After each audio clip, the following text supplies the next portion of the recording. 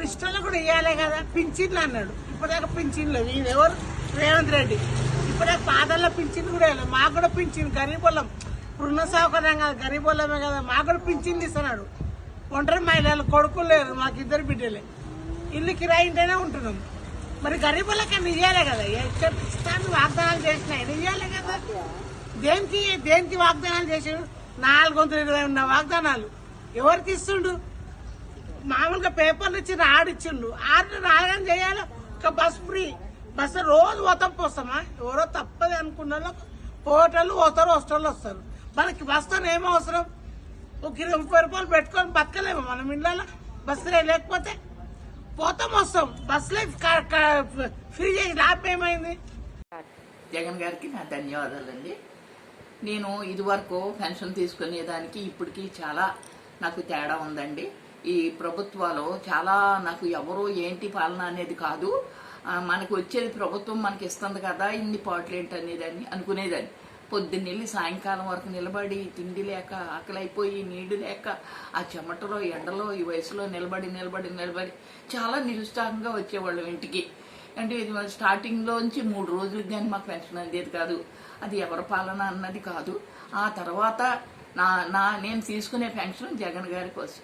జగన్ గారు పాలనలోకి వచ్చిన కాడి నుంచి కూడా సంతోషంగా అసలు నిజంగా ఒళ్ళు నలక్కోకుండా, ఎండలోకి వెళ్లకుండా, బయటికి వెళ్ళకోకుండా, ఏంటండి ఎవరో కనీసం కష్టపడి జాబ్ చేసుకున్న వాళ్ళకు కూడా అలసిపోకుండా జీతాలు తీసుకోరు.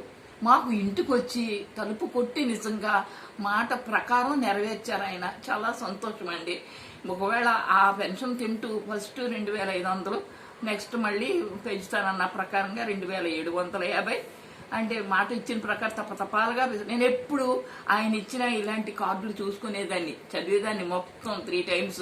ఇంటికి అన్న ప్రకారంగా చేస్తున్నారా లేదని అన్న ప్రకారంగా అందరికీ అన్ని విధాలుగా కూడా చేశారు చాలా మందికి. అలాగే ఇది కూడా నెరవేర్చినందుకు చాలా వందనాలు బాబు. మీకు తపతపాలుగా ఇస్తానన్న ప్రకారంగా మీ యొక్క పరిపాలన ఎండింగ్ అవుతుందనగా పెంచారు 250 ఇప్పటికి 3000 చేశారు. చాలా నిజంగా తిన్నప్పుడల్లా నాకు గుర్తొస్తాను మీరు. మా ఆశీస్సులు, ఇలాంటి వృద్ధులందరూ ఆశీస్సులు మీకు ఉండాలి, మీ కుటుంబానికి మీకును. మీరు ఎంతమంది ఎన్ని రాళ్లు విసిరినా కానీ నీతిగా పాలన చేసే వాళ్ళకి అవి తగలవు బాబు, తగలవు. కాబట్టి ఈ పరిపాలనా విధానం ఇలాగే జరగాలని నేను కోరుతున్నాను మనసారా. ఎంతో మంది కళ్ళల్లో ఆనందం, నవ్వు వస్తుందని అప్పు చేసినా తీర్చే శక్తి మీరు మాకు ఇచ్చారు. అది నిజం. నేను హార్ట్ఫుల్గా చెప్తున్నాను, ఎవరో పొగడమని అలా కాదు. చెప్పాలంటే మా మాటలు అసలు చాలా నాయన. కాబట్టి ఎప్పటికీ మీరు ముందే ఉంటారు. మళ్ళీ ఈ నెక్స్ట్ పరిపాలన విషయంలో కూడా మీరే రావాలి, వస్తారు. మరలా మీరే 5 times కంటిన్యూగా వస్తారని నేను ఆశ. ఎందుకంటే ఒకరు మోసం మీరు చేయలేదు, మీరు ప్రభుత్వం అన్న ప్రకారంగా చేస్తున్నారు.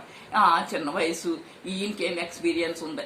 ఎక్స్పీరియన్స్ అక్కర్లేదు, హృదయం బాగుండాలా, పాలన ఎలా చేయాలన్నది దీనికి ఒక ట్రైనింగ్ అది అక్కర్లేదని నా మట్టుకు నాకు అనిపించింది.